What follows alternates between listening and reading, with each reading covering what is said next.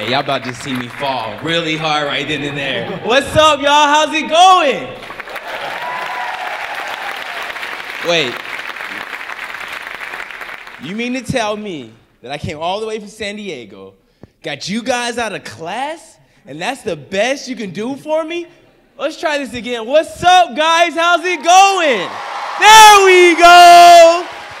There we go. That's what I'm talking about. My name is Blake Leeper. I'm a U.S. Paralympian. I am here today to talk to you guys about overcoming adversity by using the power of perception and by really having determination and sticking with it and overcoming any challenges, right? So before we get into it, just a couple of house cleaning things to do. First and foremost, I like to tell you guys, and I'm still in a couple of the stores, but I am the first ever double leg amputee to be on the Wheaties box, right? So if you go to Walmart or your Albertsons or your Ralph's or whatever the situation, and you see this handsome guy right there in the middle without the legs, that's me, right? All right, cool. All right, that's the first thing. Second thing I want to show you guys is pretty huge going on Friday, right? So next Friday is a Celebrity All-Star Weekend. It's an All-Star Weekend for NBA, right? And yours truly will be playing in the NBA Celebrity All-Star Game on Friday, right? So you're like, wait a minute. Guy with no legs playing basketball? Yes, I can't play. So first of all, I want you guys to do. I know this is not legal, and I got permission, right? I want you guys to go on Facebook and Twitter and follow me on Blake Leeper on my Facebook when you get a chance. And my Twitter is Blake_Leeper, Leeper, and follow my journey and just see everything that I'm doing, my road to Rio, and just to show you a little something what I'm doing, so I give you a sample for on Friday. Here we go.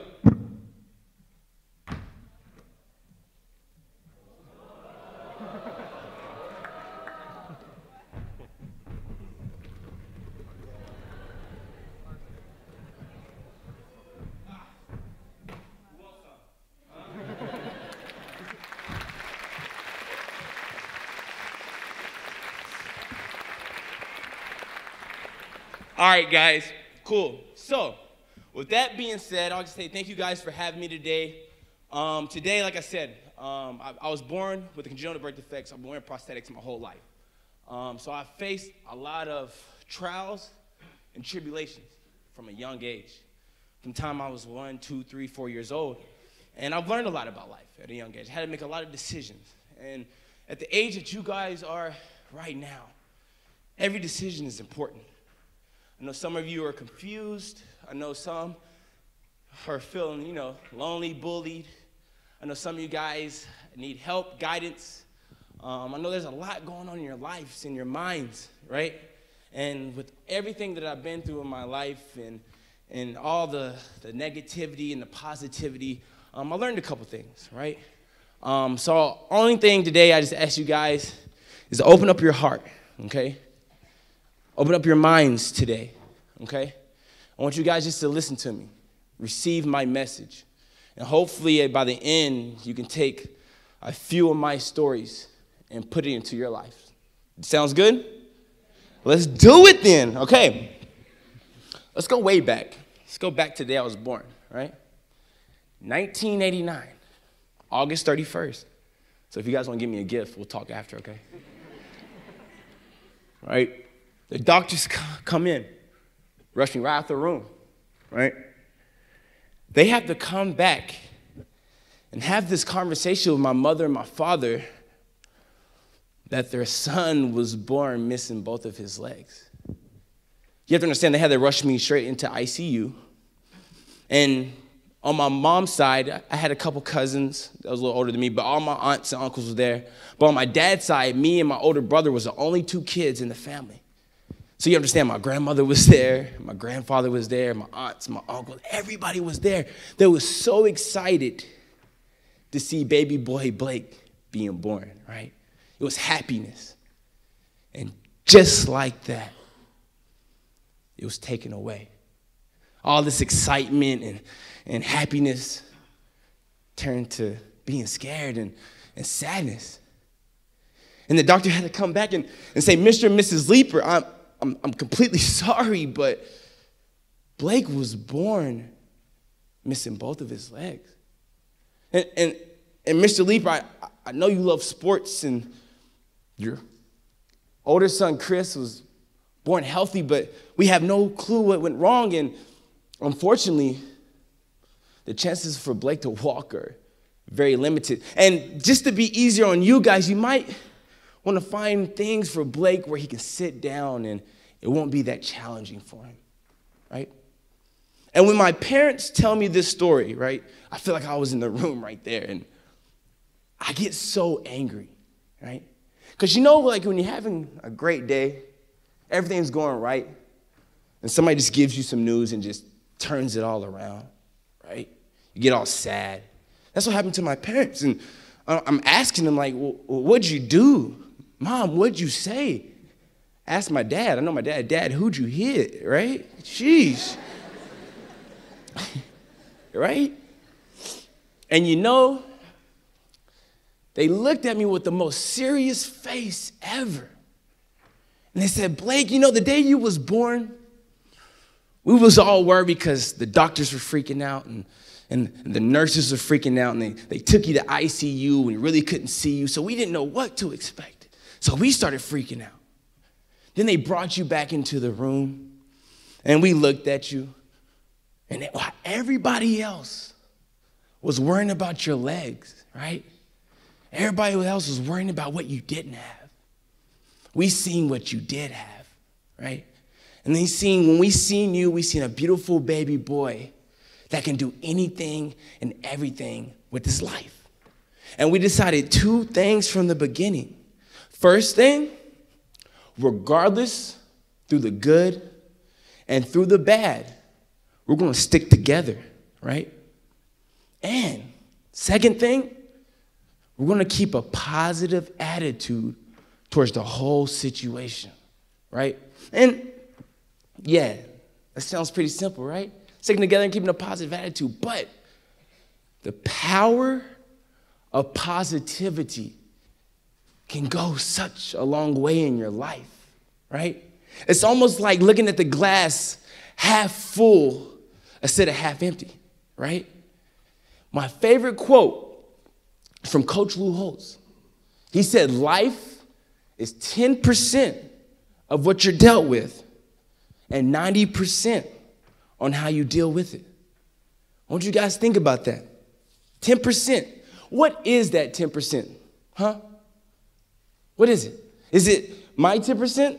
It's my legs. I have no control over that. Every day I wake up, I will be a double leg amputee. That's who I am as a person. I cannot hide from that. I cannot run from that, even though I am pretty fast. I still can't run from it, right? That's who I am. I have to wake up and look at myself in the mirror and say, you know what, Blake? You're a handsome guy without legs, I have to do that. But what people forget, and what we tend to forget, is that my flaws or my disability, it's only 10%. I still have 90% to show the world what I truly can do. I still have 90% to wake up each and every day, put one leg on at a time, and walk out the door with a smile on my face. Yes, I do have 2 disabilities. Can't deny that. But I have 1,000 more abilities to show the world why I'm so important. I have 1,000 other abilities to show you why I'm the fastest runner without legs in the world, right? And you know where it starts at, guys? It starts in your mind, and it starts in your heart. From the day that I was born, people's perceptions were so low for me. You got to think, I was born without legs. They wanted me in a wheelchair. They wanted me to sit on the couch, right? They tried to put me in special needs as a kindergartner, right? So if I went off of everybody's perceptions towards me, I wouldn't be standing in front of you today, right? And if I was to sit here and tell you that if you kept a positive attitude And if you stuck together the whole time, you got it. That's not true, guys. I'd be lying to you. Because the real reality is, life is hard. It's really hard. And it seems like every time you're trying to do good and do better, the harder life gets, right? It gets harder and harder. You know the saying, when it rains, it pours, right? I can remember a time where I was only like 6, 7 years old, 5, 6, 7 years old. I was playing T-ball. Who knows what T-ball is? Where my T-ballers at? Woo, woo. Where y'all at? Okay, cool. All right. So I used to play T-ball, right? And I wanted to do one thing this one T-ball season, right? And I wanted to hit a home run, okay? Who doesn't want to hit a home run, right? I wanted to hit a home run. The reason why I wanted to hit a home run was because my dad was the coach, okay? And since he was the coach, of course, I had to be the best player on the team. And if I had bad games, he wouldn't feed me. My mom get mad. It got all complicated. I'm kidding, guys. He'd feed me sometimes, right? And the second reason was because if I hit a home run, my teammates would not care if I was missing my legs. They'd be so excited for me. They'd be so proud of me that, let's forget about Blake missing his legs. He hit a home run for us, okay? So I remember like it was yesterday. It was a great day, and bases were loaded, and I was up to bat. And I wanted to hit a home run. I felt good. I took my 3 practice swings, right? 1, 2, 3, right? And on that 3rd practice swing, the ball just flies all the way out into the outfield. And I get so excited, I forget to run. So my dad's like, Blake, run. So I start running, right? On my way to first. Now on my way to first, I hit second. Now on my way to second, I can see my dad in the corner of my eye on 3rd base, and he's jumping up and down. And you guys have to understand, my dad is 5'6", 265. So for him to be this high off the ground, it's kind of impressive. Wow, Dad, I didn't know you had that in you. Don't tell him I said that, guys, please. So while he's high off the ground, I look over to my bench, and my bench is just like rattling the fans, like, go, Blake, go, you got this, right? And on my way to 3rd base, right, my leg just pops off, boop, and I eat dirt, right? Guy comes over, tags me out, inning's over. And I look over to my dad, and all that excitement, all that 265 pounds in the air was back on the ground. And I just felt his sadness, right? Then I look over to my teammates, and all that banging on the fence and all their excitement, it was gone. I can remember while I'm sitting in the dirt with one leg on, one leg off. I feel like I let my father down. I feel like I let my teammates down. I feel like I let myself down. And one of the greatest emotions that I felt in that moment was embarrassment, right? That's dirt in my face. I can remember I was just mad at the world. I was mad at myself. I was mad at the situation. I just asked, just infuriated, why me? I don't get this. What did I do to deserve this? Why me? This kid has legs. My brother has legs. My mom has legs. What did I do to deserve this? This isn't fair. Why do I have to go through this? And in that moment, my dad picked me up and he patted me on my back, and my teammates came and encouraged me. But as I got older, guys, I realized I was asking the wrong questions. I was asking the question that I had no control over. That was written. That's who I was as a person. So I realized, how about we flip it? Instead of asking, why me? Why don't you ask yourself, well, why not me? I'm meant for this. Or why not me? I'm strong enough for this. Or why not me? I'm smart enough for this. I'm a true believer that everything that we go through in life is for a reason.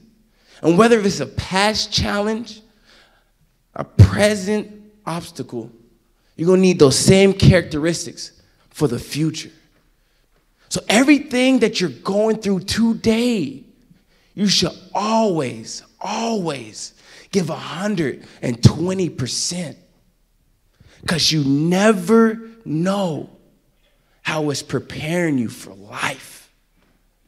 So every little mission that you do, every little homework that you go through, every little test or pop quiz that you're doing, you should give 120%. Because your teachers, your parents, your elders are preparing you for your biggest mission in life. And everything that I went through was preparing me. And what was my biggest mission?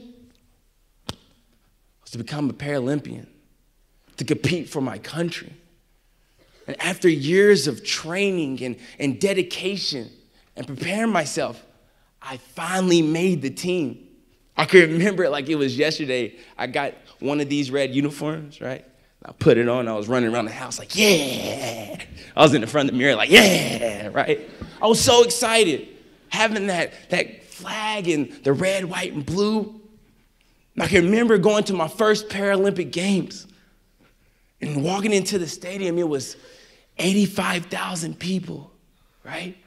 It was 11 million people watching us all around the world, right? I can remember my first race.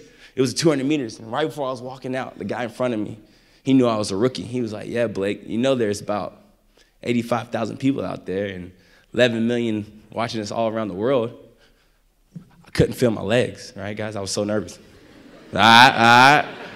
I'm making sure you guys are alive. Make sure you guys are alive. All right. And right before I went out for the race, I got this pit in my stomach, right? I got this fear. You guys ever had that before? Yeah? Right before you're about to take a test? Yeah? And the way my coach explained, he said, that's a good thing. I was like, what? So let me explain it to you. Okay, so if you do not prepare for a mission, right? If I didn't prepare for this race, if you didn't prepare for a test or a homework assignment, whatever the situation might be, you wouldn't care about it because you didn't put time in it. Well, if I get an A, get a B, get a C, get a D, get an F, I didn't prepare. Didn't put time in it. Don't deserve it, right? But if you actually dedicate yourself to this, right? You actually spend the time and you really want to do good. Once you get to that mission, once you get to that test, that's your body letting you know that, hey, we need to do good. We invested in this, right? Let's be alive. Let's be awake, right? And what that does is just get your blood flowing, get your heart pumping. That means you're alive. That means you're ready to go. You don't need Red Bull. You don't need a Starbucks. You don't need none of that, right? It's free energy, right? But what happens is when we get nervous, we think about, oh, I'm going to do this wrong, and I'm going to do that wrong, and I'm going to do this wrong, and it's over, right? You're done for. What you need to do is once you get that gut-wrenching feeling, like, okay, I'm alive, I want this, then start thinking about all the positive things that's going to happen in that moment. Think about all the great things that you can do right. You're going to do this right, and you're going to do that right. Because I'm telling you guys, you have to manifest your own destiny. Reality is only what you make it. If I listened to everybody else's reality, I would have rolled out here in a wheelchair without legs and probably couldn't talk to you guys about nothing. But my reality is I can be a winner. My reality is, regardless if I'm missing my legs, I want to be the fastest runner in the world. And you know the funny thing about it is, when I say that, people laugh at me. People point at me. People make jokes about me. You know what that does to me? That's just adding fuel to the fire. Adding fuel to the fire. Every laugh and every point and every joke that I hear, I love it, right? Because that's just adding fuel to the fire and adding fuel to the fire. And I'm just building that fire each and every day as I'm training. I'm building that fire each and every day somebody makes fun of me. I'm building that fire each and every day somebody doubts me and says, this man with no legs cannot run, right? I take that and I let that build. Then there's going to be a moment, right, for me. There's going to be a moment for you when you're building that fire. There's going to be an opportunity. You can let that explode, right? You can let it run deep. It's going to run through the streets. It's going to run through you, your friends, your family.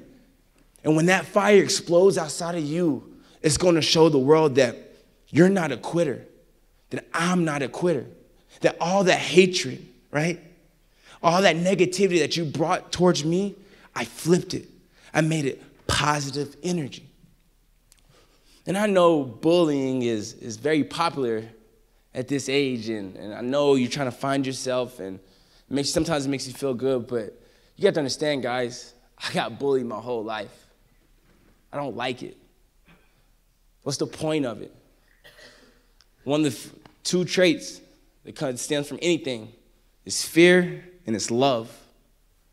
So if you're bullying somebody, you're not loving them, what are you doing? You're fearing them. That's it.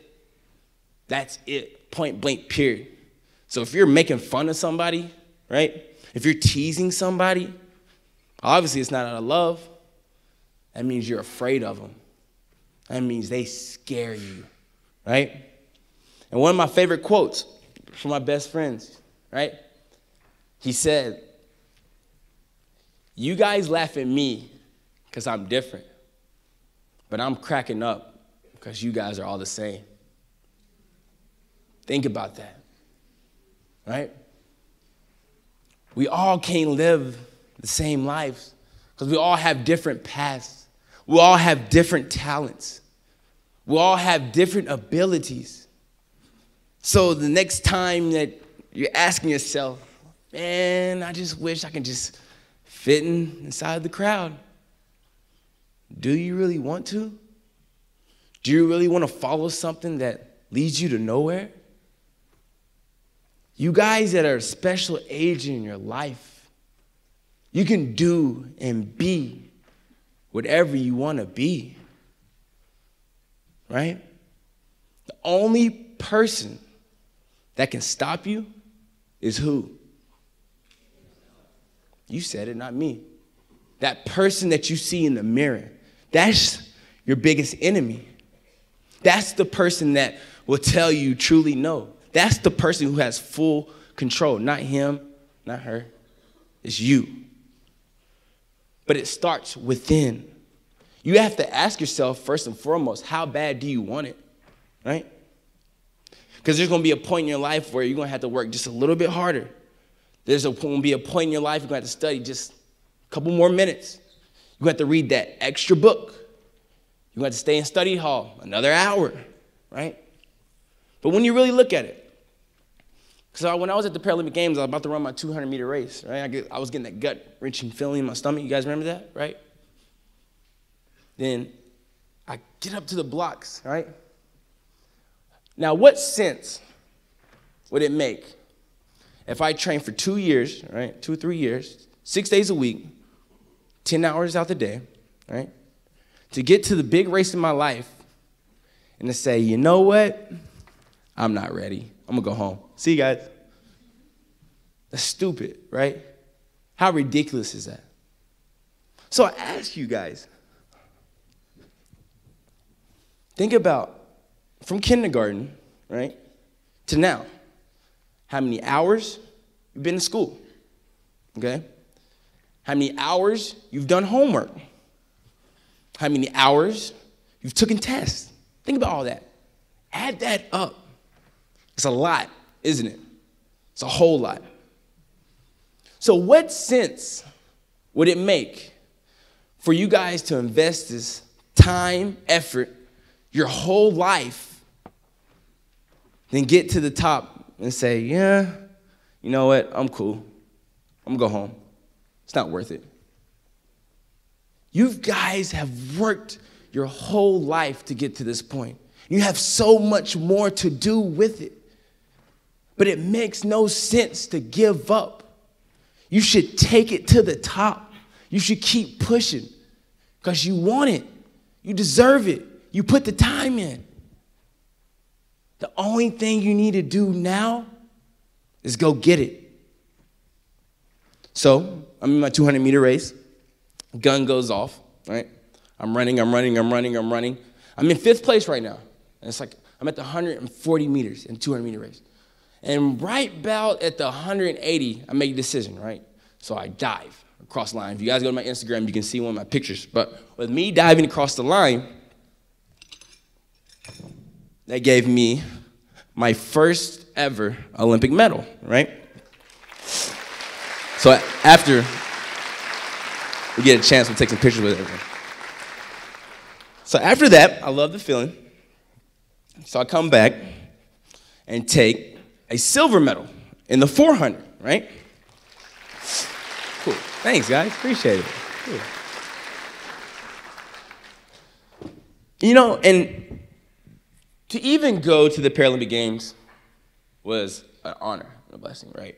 To take home one medal was just crazy. To take home 2 medals, it was mind-blowing. I got my own day, got the keys to the city. Everybody was so excited for me. Go, Blake, right? But, right, I have the silver, and I have the bronze, but I'm missing one color, guys. What color am I missing? The gold, right? We don't do this to be number 1, or to be number 2, number 3. We do this to be what? Number 1 in the world. When I wake up each and every day, my goal is to be number 1 in the world, right?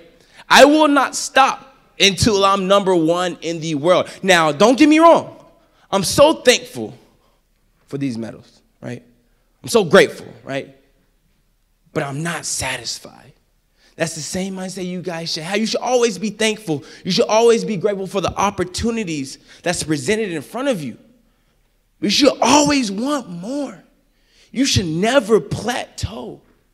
You should always go for greatness. You should always go for gold, regardless of the situation. You know why? Because you should want it. At the end of the day, you deserve it. So you know what I do? I'll go back home, and I train. And I train, and I train, right? And so I have a couple of medals in the room. We'll show them. But just tell you the story. So I have 4 races left, right? And the next year in 2013. And so when I'm training, I get there to compete in 4 events, 100 meters, 200 meters, the 400 meters, 4x1 relay. And short story, I ended up taking 3 silvers, right? In the 100 meters, 200 meters, and the 400 meters. And I was very discouraged in this event. And everybody kept telling me, Blake, you'll never win a gold medal, right? I said, Blake, it's never going to happen. And I started listening to everybody else's perceptions and what they thought I could and could not do. And before you knew it, I was done for, right? We had one more race left, right? It was the 4x1 relay. And so my teammates came to me and for my track, where my track athletes at? Woo, woo, 4x1, right? So it's me and 3 other guys running 1 lap around the track, and we hand off a stick. And so we get to the race, and the first guy passes the second guy passes the third guy passes to me, right? And by the time I bring it in, we break the world record, and I get my first ever gold medal. So I have it in the bag. I'll let you guys show it.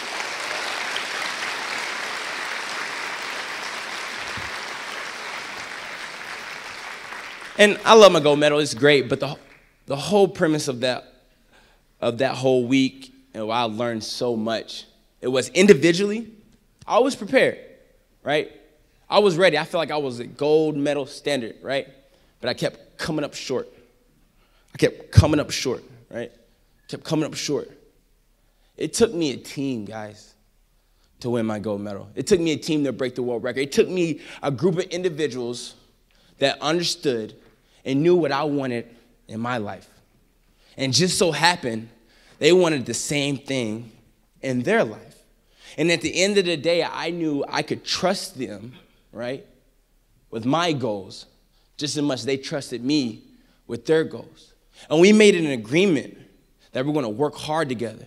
We made an agreement that we're going to practice together. We're going to eat breakfast, lunch, and dinner together. We're going to do everything in our willpower to make sure that we win this gold medal.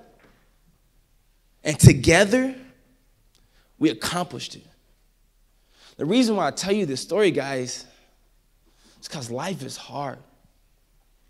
When you're out there trying to do it by yourself, it's almost impossible. You need to find you a team out there that wants the best for you. And what's your team? Look who you have. You have your teachers. You have your parents.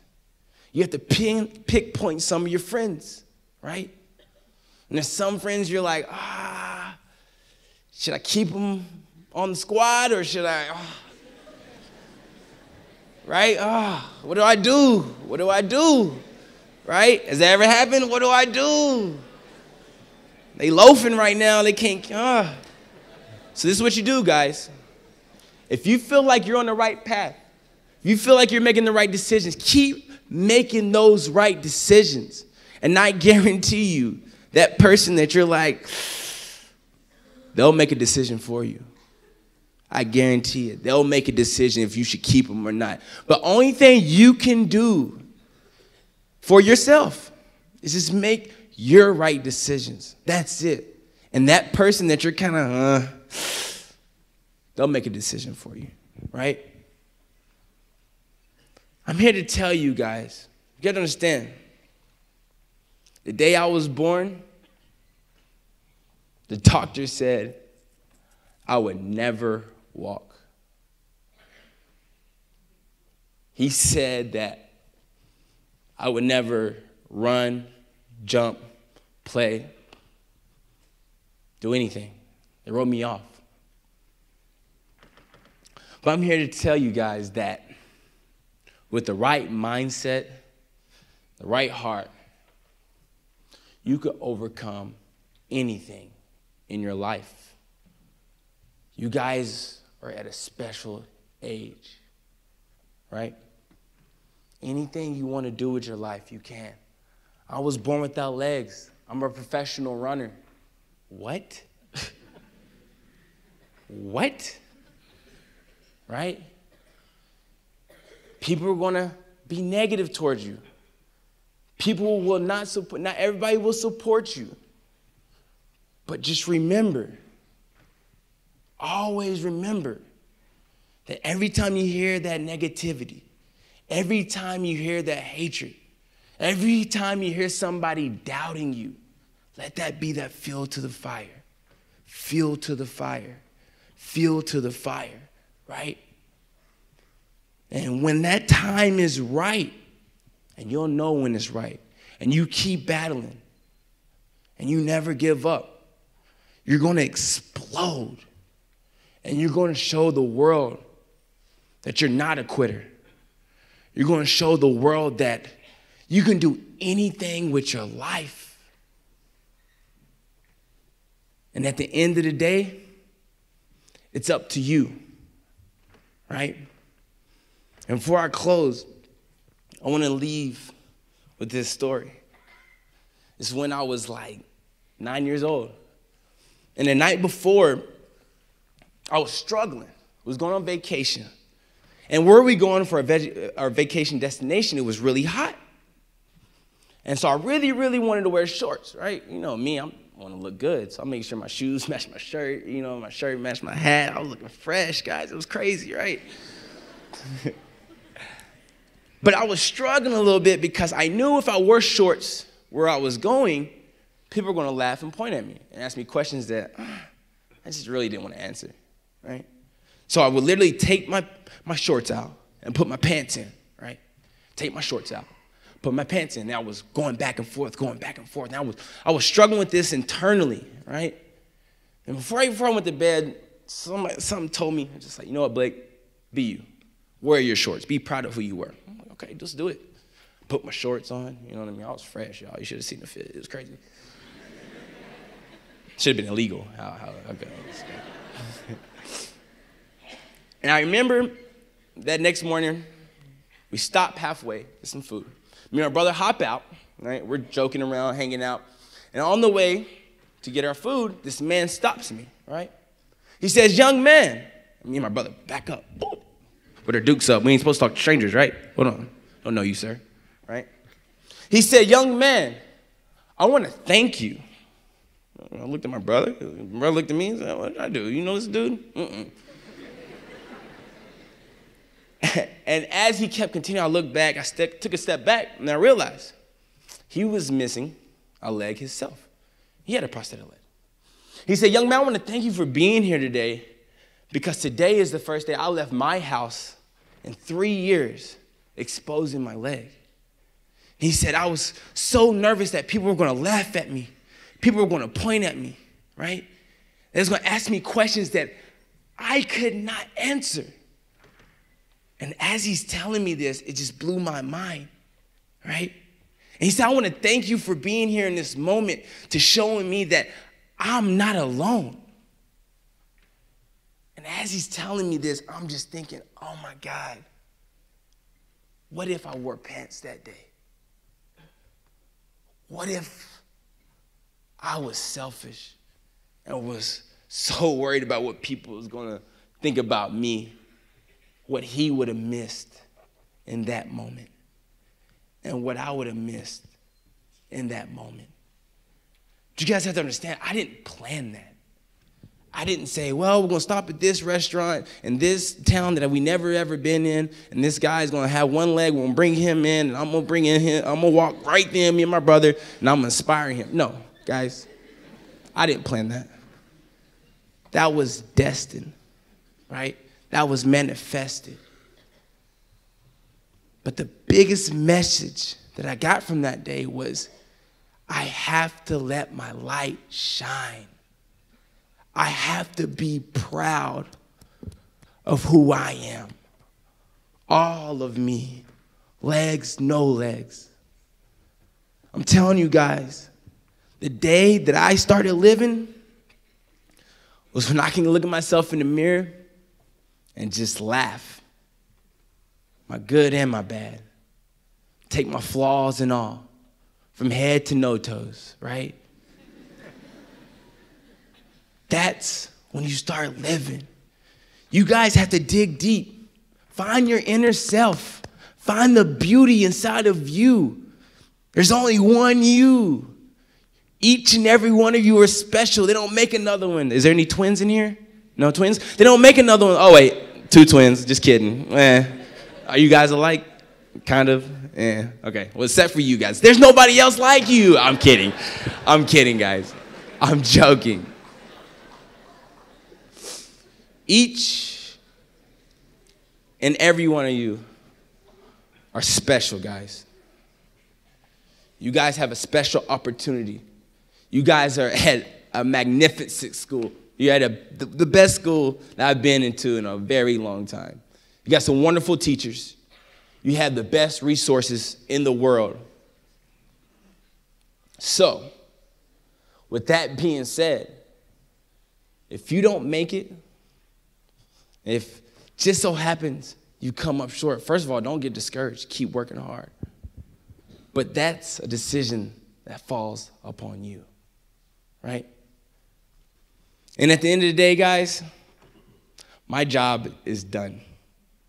There's some of you guys in here that probably slept through this whole thing. And that's cool, right? There's some of you guys that listened to half of it and tuned out. I mean, I hope the half that you did listen to, it helped out. And there's some of you guys that heard every word that I've spoken in here today. And for those who did, I thank you. And for those who did, I hope that you can use this in your life and for the future, right? Because honestly, you write your own destiny, right? And from the day I was born, I've been writing my destiny. I've been writing my journey, right? And I decided from day one that failure was not an option, right? And so I want to leave you with this quote before I walk off. And said, it was from Dr. Martin Luther King. He said, if you cannot fly, run.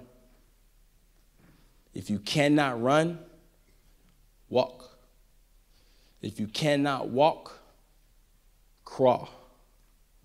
But whatever you do, you must keep moving forward. Thank you guys so much for your time. I really do appreciate it.